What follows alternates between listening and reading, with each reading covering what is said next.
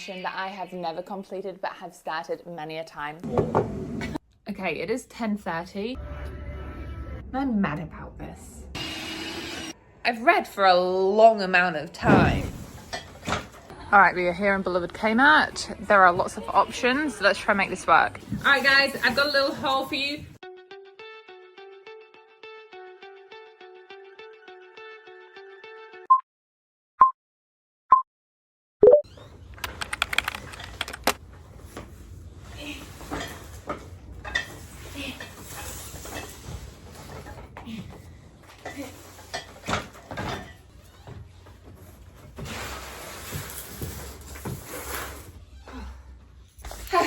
Hi everyone, it's Bethany Angharad from Bethany Angharad. Welcome back to this corner of the internet. I am a 20-something-year-old English-born, Kiwi-raised, Australian living woman. I am puffed. I'm puffed. I'm also a book reader, food eater, life seizer. This vlog is kind of like a mini installment. I suppose we are focusing on the life seizing portion of this channel, in which this part of my apartment is getting a facelift. I say my apartment, Titus's apartment too. As you may have seen in a previous vlog, I mean, you may not have if you haven't watched it, but when we came back from the New Zealand holiday, we rearranged the family kitchen dining library part of the apartment. And now it is time to rearrange this part of the apartment, letting you know right now that this is going to be primarily time lapses for the first part of the vlog. Then I've got a haul, then I'm going to show you what I have purchased to organise and populate my desk. Then we will have a few journal with me sessions. It's a nice, chill, casual one, but I really wanted to document this because this craft corner, you're going to see a lot of it, I feel, this year. To get a bit deep and meaningful with you, I have realised, and I guess a bit vulnerable, I have realised how much time I have spent on my phone for non-productive or creative purposes. Now, what do I mean by that? I don't think it's a bad thing to be on my phone when I am editing together these videos, when I am putting together a cute Instagram post, not on Instagram, but like putting together a fun little post journal style, or if I'm reviewing a book on Goodreads, or if I'm messaging my friends or FaceTiming my friends. I'm not saying screen time in general is like bad. I'm just saying that I've noticed how much of the time of 2024 was spent like doom scrolling. So one of my goals this year is to get my social media usage down to 1 hour a day. I have enforced this rule with myself by starting off with 2 hours, which scarily, I'm almost embarrassed to admit this, but scarily that is less than what my average is, especially in the weekends. So I've put on the, like, Apple iPhones have the ability to, I don't know what it's officially called, restrict maybe, app restriction, so you can put a time limit on it. So the first week of 2025, I put it at 2 hours, then the second week, an hour 55. I am doing this voice recording in the third week of the year, so an hour 50 is what it's down to. And something I'm being really conscious about is trying to make sure that when I catch myself doom scrolling or overusing social media, I hop off it and do something else. Now, I've realized that one of the things I like about, well, not one of the reasons I like, one of the reasons why I get trapped in social media is that instant feeling of serotonin, I suppose. It's like quick, easy, fast release stuff, but you aren't productive. You're not actually doing anything beneficial. So I've come up with what I'm calling a dopamine list. Things I can do that make me feel better for myself, that don't involve doom scrolling.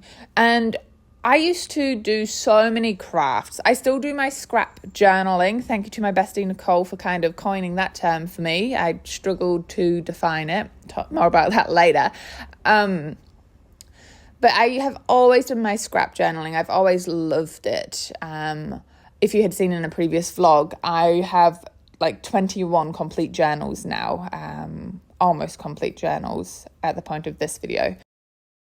But I also really want to embrace more of the crafting side of my things. I like embroidery. I'm going to learn to crochet. I've bought gouache gouache paints. I want to paint a little bit more.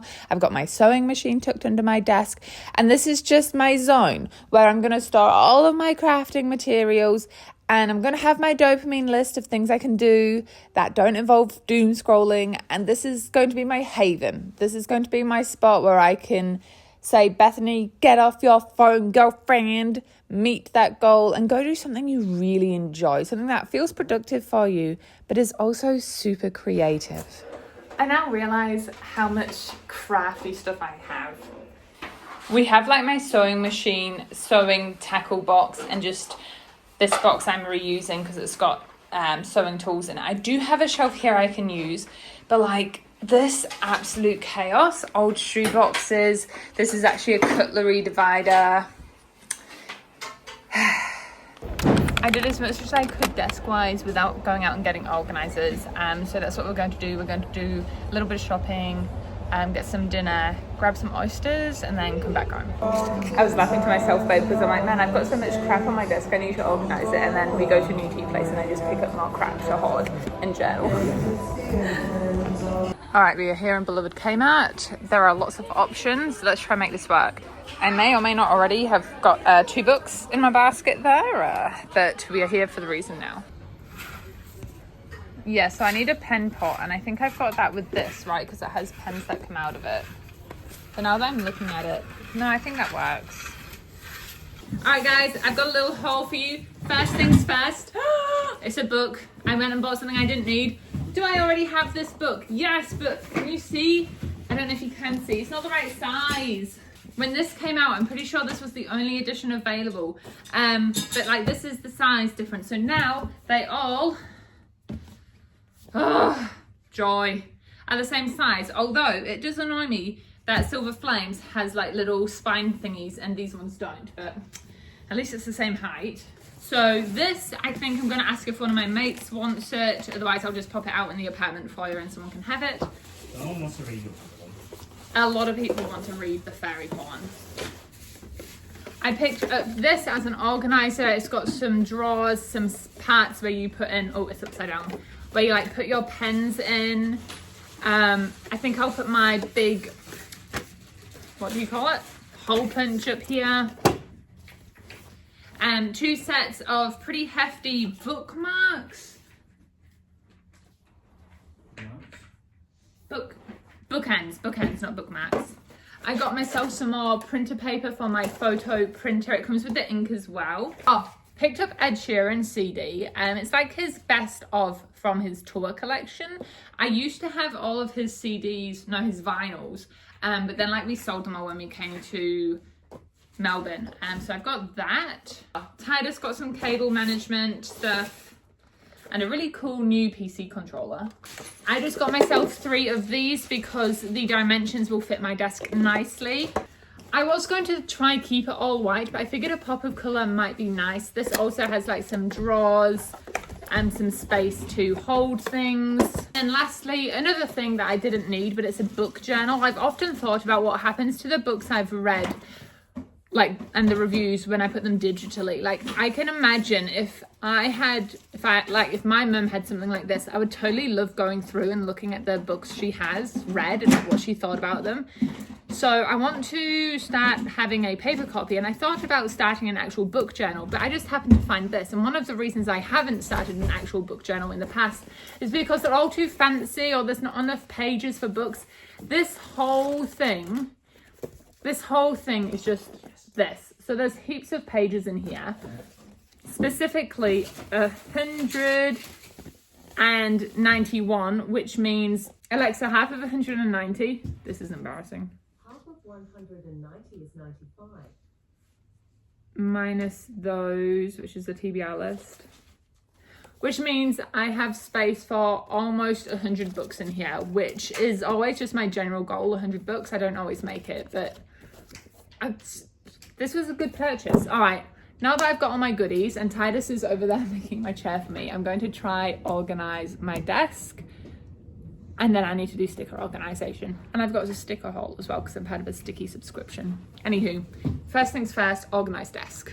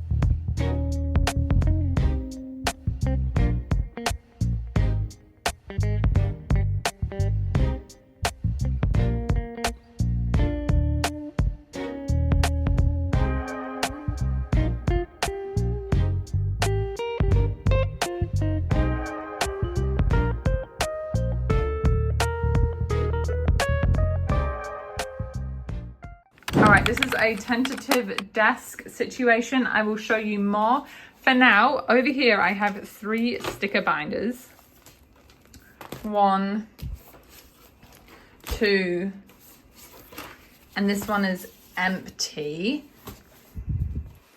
And I also have these 2 sticky packs from December and January. So I'm going to do an unboxing, sort out my stickers, then I'll give you the rest of the tour. I also need to find homes for these. All right, this is the winter pack. I always try to not look at the stickers, so I open them this way round. First things first, we have these like paper situations. Oh, cool, they're all like different foxes and stuff. That's cute. This is a sticker, not gonna lie to you, I often don't use the stickers. Like the big sticker, I should say. I might try though. And then this is what the like theme is, Hearth of the Fox. Okay, cool. And then I stick them, that's a loud train. I stick them here and one on the other side. I can see that there is a postcard of sorts. Boom. Oh, that's actually so cute. I'm gonna save this for when autumn comes in. Delving into the stickers. Okay. Obviously very food orientated. This might be cute if I decide to like make a cake or something. Boom. Some winter landscapes. This is the one thing that I don't want to say bothers me. I can just opt out to not get the December one. But the December one is always snow-based. We don't get snow in Melbourne. So they're a bit hard to use. I might give this sheet to my cousins who do experience snow when they go to Finland. Okay, classic, some like autumnal foxes. Okay, those are cute foxes. I actually think I have some fox stickers somewhere. Foxy. Oh, these ones have like a little bit of a shimmer. Oh, this is cool. I love the sheets that include like books and stuff like that because it's just so up my alley. And lastly, this is a classic. You can almost always find a sheet of like art paper pieces. So this is the sticky pack for Hearth of the Fox.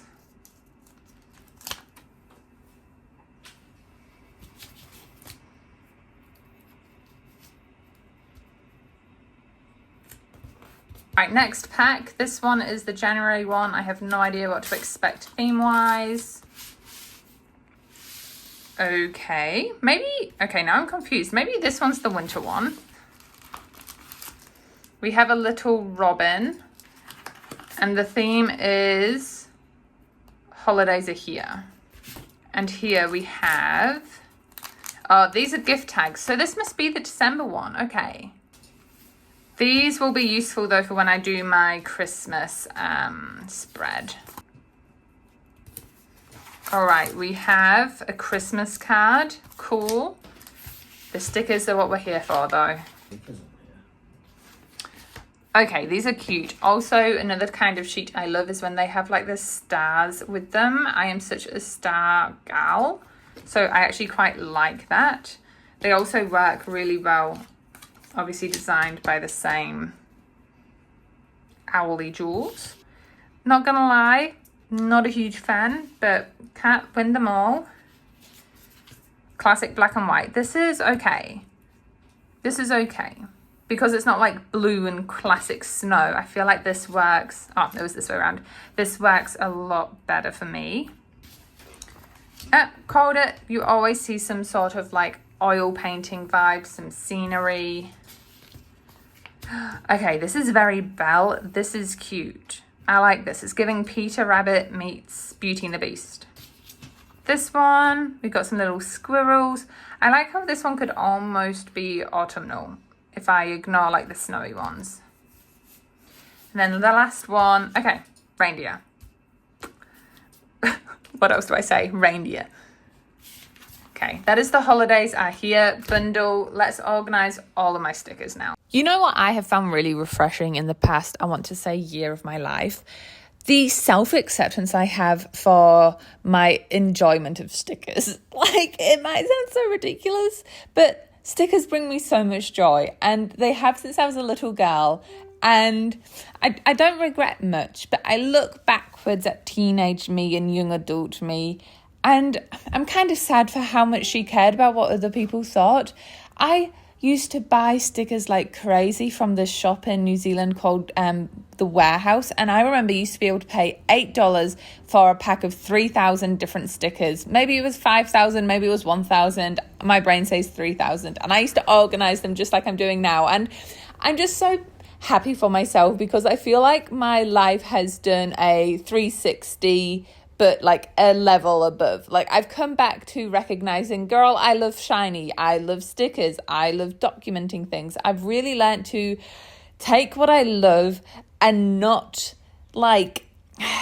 judge myself for it and not care if other people judge me for it. Or more realistically, and maybe this is part of living in a city with 5 million people, realizing that no one gives a damn anyway. Like, you are not that important. I don't know if you need to hear this, but you are not that important in other people's lives. We are the center of our own lives. Your children, if you have kids, might be the center of your life as well. But you are the center of your own life. And I don't know, this is just, in a way, my reasoning for having so many stickers. But also, this is a collection. Some people spend heaps of money on collections of other things. Just because stickers are seen as often immature and childish does not mean that my collection is any less cool. Thank you very much.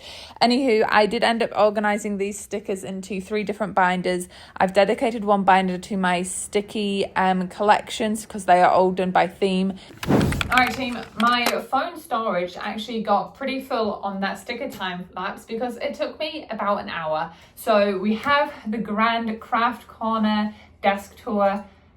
I say we, me and my alter ego, that is the sticker hoarder, to share with you all. This isn't final, no doubt I will figure out a better way to reorganize things, but for now I'm pretty damn happy and I still have like room to collect and organize, which makes me happy. Let's start bottom up because it's boring down there. We have the sewing machine finally slotted away somewhere, and that's my sewing kit. Down here is just a shoebox, and honestly it's working really well. I have spare paper, ink cartridges, cards, all my empty books that my mum has bought me on her travels. This container is actually what I brought my CDs back from in New Zealand. It's got my spare glue and some sewing bits and pieces, just so it's nice and tidy away in a box. And then I've got my photo printer, so that just like connects in there. And for the first time in my life, it's like permanently hooked up to the power source back there, so I don't have to keep swapping out the plugs. All right, let's start with the right-hand side. These are my current books.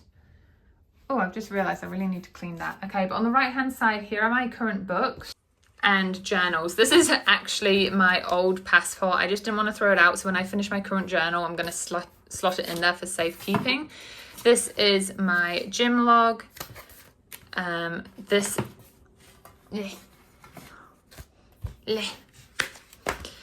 here, this is like my diary. It's passcoded and everything. No one will ever see the pages in here. Not the internet. What's the Harry Potter saying? Not you, not Ron, like not Harry, not Hermione, you. I don't know the quote. So this is my diary. This is different to my journal, as my journal is something I do share. It's got like my scrapbooky kind of pages. This one in particular started off as my travel journey to Thailand, and then accidentally kind of became journal number 21 when I didn't finish it. So this is like my, yeah, like I say, my crafty one that I do share online.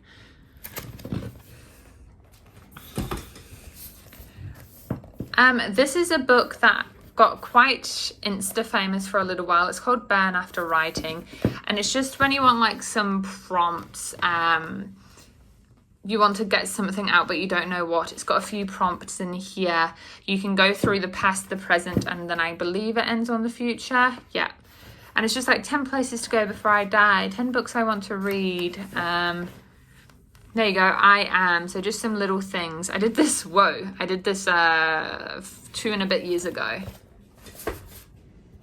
This is the book lovers journal I just showed you. And then this is something I want to try utilize in my journaling more. So this has like color schemes in it. Some of it's pretty basic, right? Like, you know that green and yellow looks good together, but what about light green, dark green, and light pink? So I want to kind of utilize this a bit more. I got it originally for outfits, but then I realized I just wear the same colors for my outfits. So instead I'm going to translate it over to my journaling. All right, the moment you have possibly been waiting for the most. This is all my crafting stuff. Left to right here, these are 2 sticker books, and this here is a stamp set. I haven't used it yet. And then these are the 3 sticker books you just saw me organize. This one is flora, fauna, food and stuff. This one is all my sticky themes. And then this one has like letters, word stickers, numbers, kind of just, I would say, decorations and titling things. I did make a purchasing mistake with this. I thought it was a hard one, not a soft one, so I might replace this in due time because this will just not last.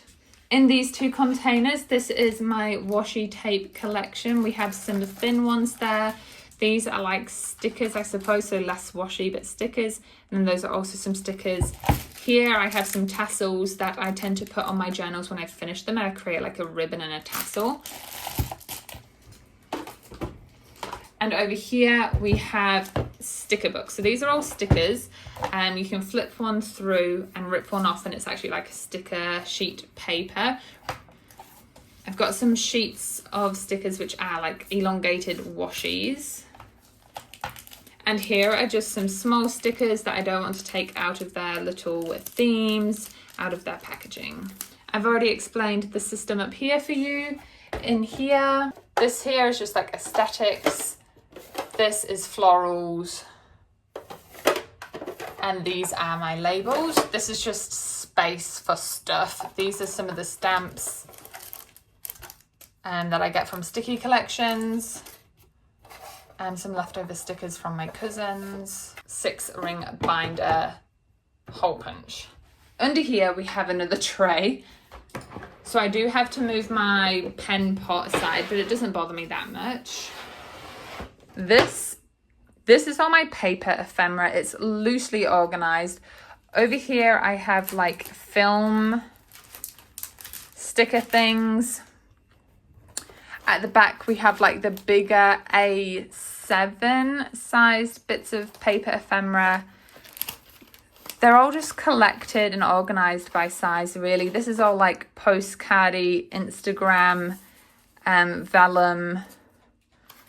Over here are like the sticky paper packs that I sometimes get. And like I say, just a few random smaller pieces at the front organized by size. I am really, really happy with how all of this turned out. I still have space to grow, as I've mentioned. But for now, I am shattered. It is about to hit 9 p.m. I think we've been doing this for at least 2 hours. We got home from dinner at like 7, and my back's starting to hurt. So what I am going to do is I'm going to hop in the shower and I'll do a journal page tomorrow morning. I'm going to end the video on that, and I think I might be able to finish the book I'm reading. So I might be able to do a simultaneous journal with me whilst I give you my book review on the Hawthorne brothers. But for now, I need my sleep. Alrighty, let's start with the review of The Brothers Hawthorne by Jennifer Lynn Barnes. This is the 4th book in the Inheritance series? I always want to say the Inheritance trilogy series, but it's not a trilogy. I believe it's 4 books. I'm actually not 100% sure if there's a 5th book because it's definitely alluded to, but I haven't found any information yet. But if you know, please feel free to let me know.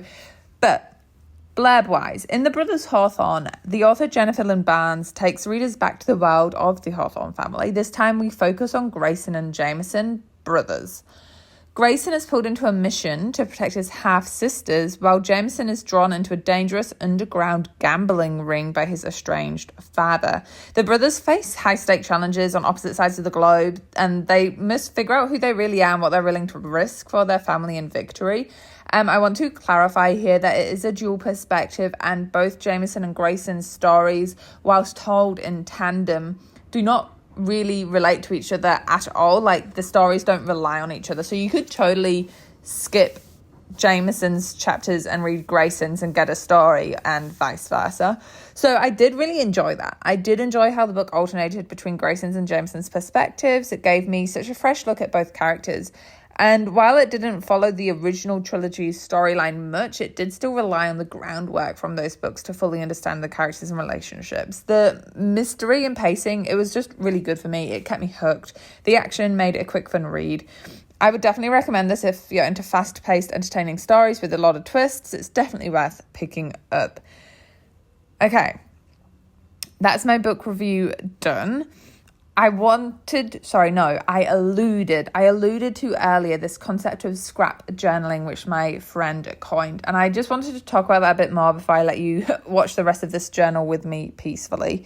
I have this thing that I really like the concept of when I die, because we all die. I like the idea of there being something left behind. Like, don't get me wrong, okay? I do totally realize that digital stuff is there. Like, the YouTube videos, if I pass away, they will still be on YouTube. I could be... Okay, I'm not going to make jokes about that. But there's something for me that doesn't feel as sure about digital commemoration media, right? Like, floppy disks are now a struggle to be read. Tape decks are harder to be read than like modern Spotify. Like, technology constantly is being upgraded, and I'm just worried that if all of my digital stuff, if my entire documentation of life was digital, it wouldn't be able to be consumed. The media wouldn't be able to be consumed at one point. So I like the idea of there being physical stuff, right? So that's kind of where I don't actually know what the right word is here, ironically, talking about written media and language. I don't quite know what the word is for what I'm trying to explain here. Is this being like my purpose? It's more than that. It's not so deep as, I think I'm so important that when I die, everyone is going to want to be able to read everything that I have experienced in life. Nah, none of that. I like the idea. I just like the idea of there being stuff for future generations to read, even if it's not like my own generation, if I don't end up having kids or something like that. Anywho, I feel like I'm rambling. I also just wanted to say, though, I like scrap journaling. Again, thank you so much, Nicole. I feel like you have labeled it so correctly. I like scrap journaling because I have the creative aspect, but I also have a lot of space to write. And I actually, in saying that, would like to read out a passage of a journal I just did, a journal session I just did. For context here, I was in Newcastle recently. I didn't vlog it because I was just absolutely hanging out with my friend.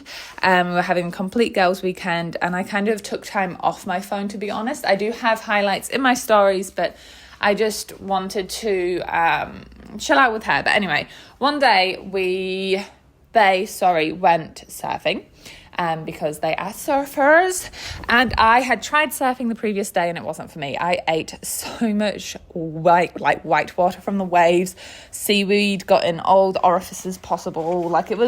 It's not my spot, okay? So when they went surfing for the second time, I decided to go for a little trek around Newcastle and get to know the city a bit more. Along that trek, I found myself at this place. Now let me read this place, how I described it first. I'm not trying to say I'm a poet or anything like that, but I'm currently sitting on a sloping and weathered picnic bench, body leaning to the left counter gravity, shaded by the overhanging branches of the Podocarpus elatus, commonly known as the plum pine. It's moving in the breeze to create a subtle cacophony of nature's whispers. Interspersed in this tune is the sound of the car engines passing by on the road to my right, the flipping of the page opposite, and, if I listen closely enough, the bass of an aeroplane flying overhead. I just love that I wrote that. You know what I mean? Like, for me, I never give myself enough space and time to just write like that. And so scrap journaling for me is an opportunity for me to share what I want with written word whilst not being confined by only written. Where I was exactly is I was actually at a church, and I was under one of the trees outside the church, and it was really peaceful, and I don't know. I feel like I've just been rambling for so long now, really ineloquently. This is why I write down my reviews before I share them. I'm now realizing, do podcasters write down a script before they do their podcast? Because I feel like I would have to, otherwise I would get absolutely nowhere. They must have an agenda, surely. By any chance, are any of you guys podcasters or no podcasters and can shed some light for me on this? Anywho, this is just me kind of saying I love scrap journaling, but I highly, highly recommend everyone to journal.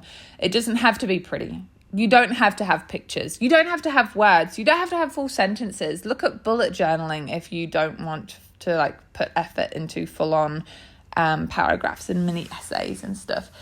I'm just saying, when we die, when you die, when I die, what are you leaving behind? What's your legacy, for want of a better word? For me, it's my written word, it's my journals. So that's what this is. This is volume 21 that you are looking at right now. They go back as far as 13. When I started out, they were definitely diaries, and they have now become journals and then scrap journals. At some point there was a transition, and I find it very therapeutic. But this whole video, if you're still here, hi, thank you. This whole video is me documenting that I'm putting a lot of effort into letting myself be creative. I can't paint. I've never done, I say can't. I should see, look, this is what I want to change. I can paint. I just don't see myself as a painter in the traditional way, which is why I use that language. And I think that I've had this experience when I was a teenager at high school where I actually wanted to change out of outdoor education into art. I must have been 14, year 10 in New Zealand. And I got told, don't do that. Art won't help you. What the? Like, what do you mean art won't help? What does that even mean? And so my entire teenage life, I felt like I wasn't given permission to be creative. So I went down the science track, which, by the way, I failed 2 papers at university before deciding to do English literature. Just throwing that out there. And so, yeah, I feel like at the ripe age of, I'm not even old, I'm being very melodramatic here. At the ripe age of 28, I feel like I'm coming back to my truer self. I feel like since I've moved to Melbourne, I have become my truer self. I think there's something that the city does for me, being so anonymous in a city of 5 million, that gives me the space to be free without fear of judgment from others. I don't know. Anywho, I'm going to stop babbling. We've got 2 minutes left of this. Thank you so much for making it to the end if you are still here. That is 35 minutes of your time you have committed to this corner of the internet. So I do really appreciate you. Do anticipate journaling content in the future. In fact, I think the video straight after this one will be a journal with me because I have my Newcastle trip to journal, and that will finish volume 21, which I'm working on in this video. And they're cool, quick, little easy videos to edit. It's just time lapses, maybe some music, maybe some ASMR, maybe a little voiceover if I've got something to yap to you guys about. Yeah, that's just where I'm at with my life right now. So thank you for being here. I appreciate all of the time and effort and just your energy, your vibes, your presence here in this corner of the internet. So thank you so very much. I will definitely sort out this angle for journaling in the next video. Don't know what happened here. It is obviously the first time using this setup, but thank you so much. I will see you all in the next one. Ta-da!